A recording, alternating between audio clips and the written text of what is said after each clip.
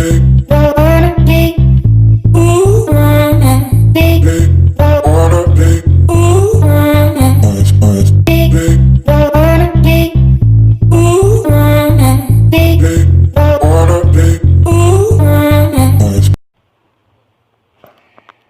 اللہ الرحمن الرحیم۔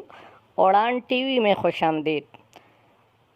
دوستو، 27 فروری کی عبرتناک جواب اور ونگ کمانڈر ابھینندن کو بیک میں وصول کرنے کے بعد JF-17 تھنڈر کی دہشت نے بھارتیوں کو ذہنی مریض بنا دیا ہے۔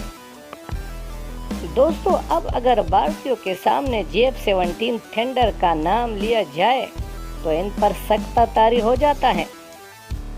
فرانس سے اجلت میں کروڑوں ڈالر دے کر رافیل خریدنے کے باوجود بھارتیوں کے دل سے JF-17 تھنڈر کا خوف نکلنے کا نام ہی نہیں لے رہا، کیونکہ وہ جانتے تو ہیں کہ رافیل تو آ گئے ہیں، شاہین کہاں سے لائیں گے۔ دوستو، RSS کے غنڈے F-16 کا رونا رو رہے تھے، اب تو اوپر سے JF-17 تھنڈر بھی آ گیا ہے۔ دوستو، سپر سانک سسٹم سے لیس یعنی ہوا کی رفتار سے تیز اڑنے والے JF-17 تھنڈر نے دنیا بھر میں اپنی مقبولیت کے جھنڈے گاڑ دیے ہیں۔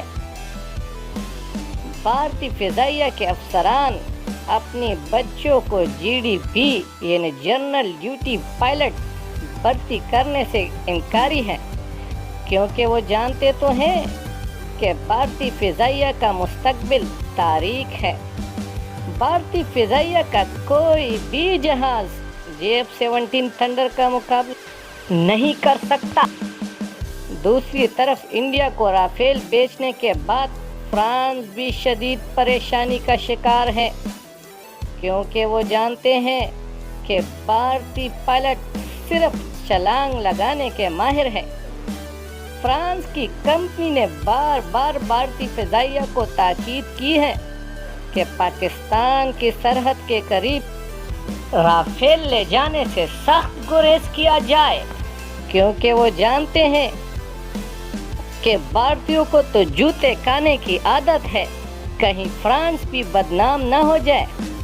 اور دوسری طرف بھارتی جنتا اپنی حکمرانوں سے اور فضائیہ سے بار بار سوال کر رہی ہے کہ رافیل تو آ گئے ہیں، پاکستان سے 2 جہازوں کا بدلہ کب لیا جائے گا۔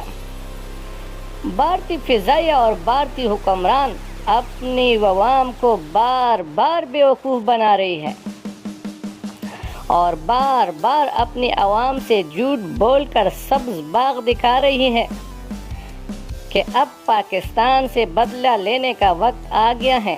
دوستو، اور یہاں پاکستان ایئر فورس کے ایئر چیف مارشل مجاہد انور خان صاحب نے بھارتی فضائیہ کو خبردار کیا ہے کہ اگر ہندوستان کے جہازوں نے پاکستان کی سرحد عبور کرنے کی کوشش کی تو آپ 27 فروری کو بھول جائیں گے، اور خبردار، اس مرتبہ کوئی ابھینندن واپس نہیں جائے گا۔ تو بھارتیوں، جاگتے رہو، کیونکہ تم نے بہت سے ظلموں کے حساب دینے ہیں جو تم نے کشمیریوں پر کی ہے۔